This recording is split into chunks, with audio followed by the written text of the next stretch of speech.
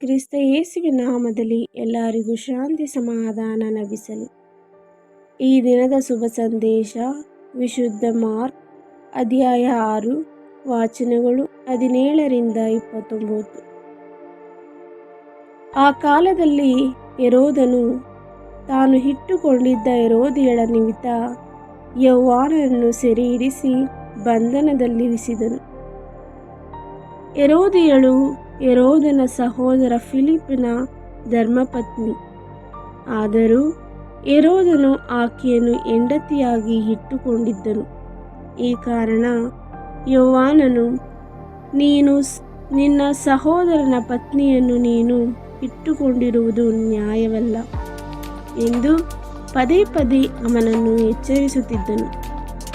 ಇದರ ನಿಮಿತ್ತ ಹೆರೋದಿಯಳು ಯೋಹಾನನ ಮೇಲೆ ಹಗೆಯಿಟ್ಟು ಆತನನ್ನು ಕೊಲ್ಲಿಸಬೇಕು ಎಂದಿದ್ದಳು.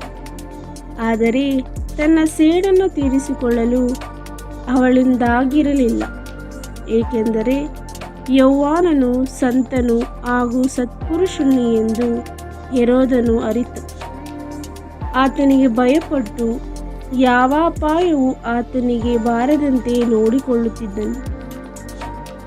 ಯೋಹಾನನು ಹೇಳುತ್ತಿದ್ದ ಮಾತುಗಳನ್ನು ಕೇಳಿದಾಗಲೆಲ್ಲ ಹೆರೋದನ ಮನಸ್ಸು ಕಲ್ಲೋಲವಾಗುತ್ತಿತ್ತು.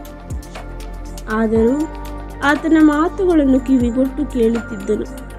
ಕಡೆಗೊಮ್ಮೆ ಹೆರೋದಿಯಳಿಗೆ ಅನುಕೂಲವಾದ ಸಂದರ್ಭ ಒದಗಿತು.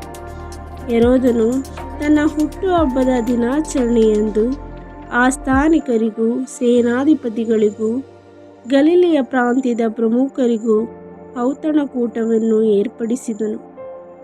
ಆ ಸಮಾರಂಭದಲ್ಲಿ ಹೆರೋದಿಯಳ ಮಗಳು ಔತಣ ಶಾಲೆಗೆ ಬಂದು ನರ್ತನ ಮಾಡಿದಳು. ಹೆರೋದನು ಆತನ ಜೊತೆಯಲ್ಲೇ ಭೋಜನಕ್ಕೆ ಕುಳಿತಿದ್ದ ಅತಿಥಿಗಳು ಅದನ್ನು ಬಹಳವಾಗಿ ಮೆಚ್ಚಿಕೊಂಡರು. ಆಗ ಅರಸ ಹೆರೋದನನ್ನು ಅವಳಿಗೆ, ನಿನಗೆ ಏನು ಬೇಕಾದರೂ ಕೇಳು, ಕೊಡುತ್ತೇನೆ ಎಂದನು. ನೀನು ಏನು ಕೇಳಿಕೊಂಡರೂ ಸರಿ, ನನ್ನ ರಾಜ್ಯದಲ್ಲಿ ಅರ್ಧವನ್ನು ಕೇಳಿಕೊಂಡರೂ ಅದನ್ನು ನಿನಗೆ ಕೊಡುತ್ತೇನೆ ಎಂದು ಪ್ರಮಾಣ ಮಾಡಿದನು. ಅವನು ತನ್ನ ತಾಯಿಯ ಬಳಿಗೆ ಹೋಗಿ, ಅಮ್ಮ, ನಾನು ಏನನ್ನು ಕೇಳಿಕೊಳ್ಳಲಿ ಎಂದು ವಿಚಾರಿಸಿದಳು. ಸ್ಥಾನಿಕ ಯೋಹಾನನ ತಲೆಯನ್ನು ಕೇಳು ಎಂದು ಆಕೆ ಮಗಳನ್ನು ಪ್ರೇರೇಪಿಸಿದಳು. ಕೂಡಲೇ ಅವಳು ಅರಸನ ಬಳಿಗೆ ಧಾವಿಸಿ, ಸ್ಥಾನಿಕ ಯೋಹಾನನ ತಲೆಯನ್ನು ಇದೀಗಲೇ ಒಂದು ತಟ್ಟೆಯಲ್ಲಿ ತರಿಸಿಕೊಡಿ, ಇದೇ ನನ್ನ ಬೇಡಿಕೆ ಎಂದು ಕೇಳಿಕೊಂಡಳು. ಅರಸನಿಗೆ ಅತೀವ ದುಃಖವಾಯಿತು. ಆದರೂ ಅತಿಥಿಗಳೆಲ್ಲರ ಮುಂದೆ ತಾನು ಮಾಡಿದ ಪ್ರಮಾಣದ ನಿಮಿತ್ತ ಅವಳ ಕೋರಿಕೆಯನ್ನು ನಿರಾಕರಿಸಲಾಗಲಿಲ್ಲ.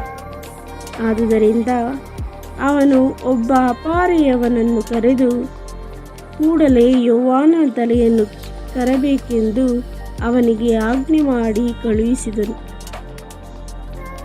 ಪಹರೆಯವನು ಸೆರೆಮನೆಗೆ ಹೋಗಿ ಯೋಹಾನನ ತಲೆಯನ್ನು ಕತ್ತರಿಸಿ ಅದನ್ನು ತಟ್ಟೆಯಲ್ಲಿ ಇಟ್ಟು ಹುಡುಗಿಗೆ ತಂದುಕೊಟ್ಟನು.